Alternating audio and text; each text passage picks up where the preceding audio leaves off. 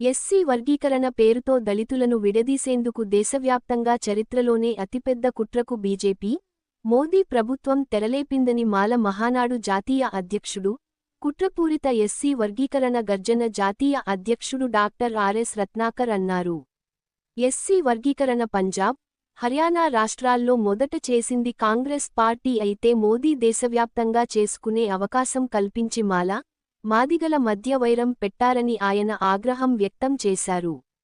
Somajiguda press క్లబ్లో ఏర్పాటు చేసిన విలేకరుల సమావేశంలో ఆయన మాట్లాడారు. దేశవ్యాప్తంగా ఎస్సీ జాబితాలో 1108 కులాలు ఉండగా వర్గీకరణతో అన్ని కులాలకు ఎలా న్యాయం చేయగలుగుతారని ప్రశ్నించారు. ఎస్సీ వర్గీకరణతో 100లో 4 దళితులకు మాత్రమే ఉపయోగం ఉంటుందని, 100లో 4కి ఉండే ఫలాల్లో 1108 కులాలకు ఎలా పంచుతారని, తెలుగు రాష్ట్రాల్లో 59 ఎస్సీ కులాలు ఉన్నాయని, వర్గీకరణ ఫలాలను సీఎంలు చంద్రబాబు, రేవంత్ రెడ్డిలు సరైన జనాభా లెక్కలు తీసుకోకుండా ఎలా పంచుతారని ప్రశ్నించారు. ఇది దళితుల ఐక్యతపై కుట్ర అని ఆయన అభిప్రాయపడ్డారు. వర్గీకరణ చట్టాలు అయిపోయాయి కదా ఇంకా ఏం చేయలేమని దళిత సోదరులు భావించరాదని, ప్రజల ఆకాంక్షకు విరుద్ధంగా ఉన్న ఏ చట్టం అయినా వెనక్కి తీసుకోక తప్పదన్నారు.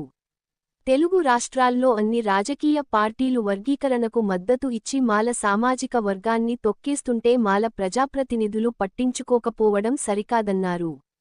State it becomes rocks roar against categorization conspiracy of SCs and STs of India కుట్రపూరిత SC ST వర్గీకరణ వ్యతిరేక గర్జన. ఇక్కడ నాతో పాటు మా మాల మహారాణి అండ్ రాక్స్ కి జాతీయ వర్కింగ్ ప్రెసిడెంట్ గడ్డం సత్యనారాయణ గారిని మీకు ఇంట్రడ్యూస్ చేస్తా ఉన్నాను. ఓల్డ్ సిటీలో ఉంటారు. He's a long time associate with Mala Mahanadu. Next మాకు యాడ్హాక్ తెలంగాణ రాష్ట్ర మాల మహానాడు అండ్ రాష్ట్ర అండ్ రాక్స్ కన్వీనర్గా బల్లెం లక్ష్మణ్ గారిని మరి పెడతాం జరిగింది. తర్వాత మా తెలంగాణ రాష్ట్ర ఓవరాల్ జనరల్ సెక్రటరీ